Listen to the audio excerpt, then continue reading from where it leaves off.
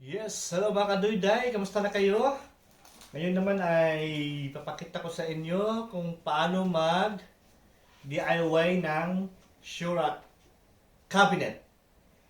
So, ito yung mga materialis natin. Ito, ganda o, ito pa rin to. Ayan o. Ito yung gusto ko kasi makikita mo yung sa loob. Hindi ka na i-open mo na tsaka mag-ganon-ganon. So, at least dyan, ito yung sapatos ko. So, dali lang siya. At matibay. Ayun o, matibay siya. Mamaya, pag nabuo na to, pakikita ko sa inyo makulay. So, samahan niyo ako. Let's go.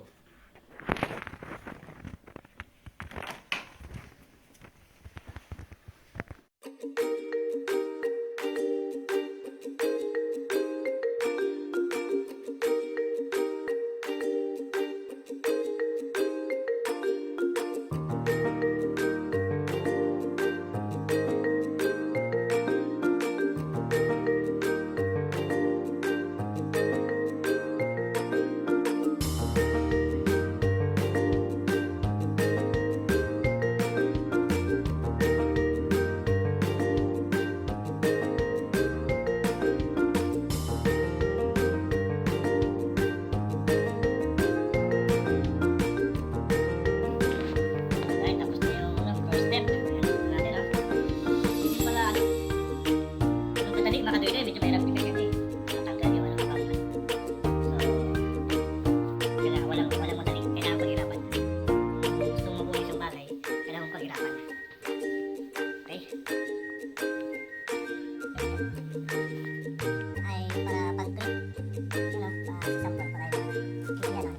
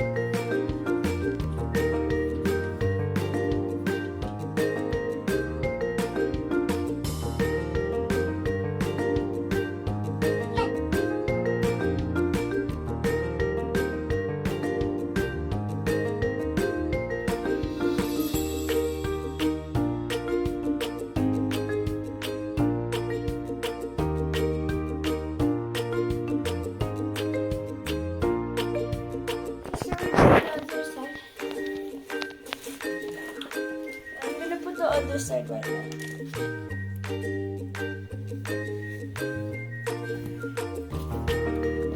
Hindi kasi yung mga bus mo dito. Kasi makakataas eh. Well, that can like fold. It can fold.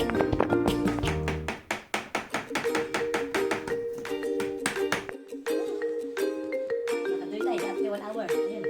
Ito pa lang ito pa lang gawa natin. Mahirap pala to. Lalo na kung ano, mag-isa ka lang. Siguro kung dalawa kayo, apat. Kasi, inalis mo tayo, ay, hindi mo nakakatawa.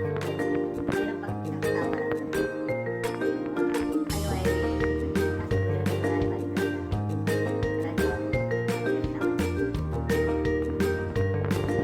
madaling pa. Black powder rin pa.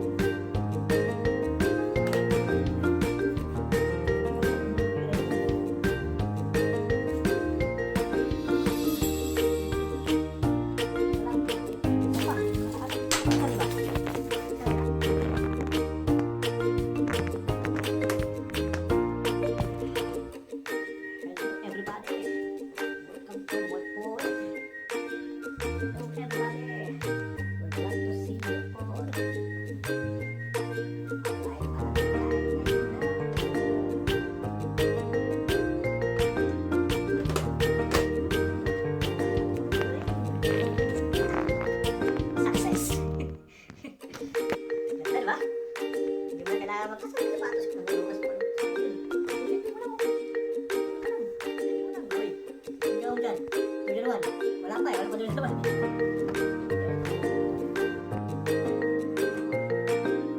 Ay! Ano ba rin ang ano? Yung ito na yung ano, yung luma na yung cabinet. Hindi naman siya, pero luma na lang. Kasi kailangan din palitan. At ito ang gamit ito, mga siguro mga 5 years din. So, yun. Sabi ko.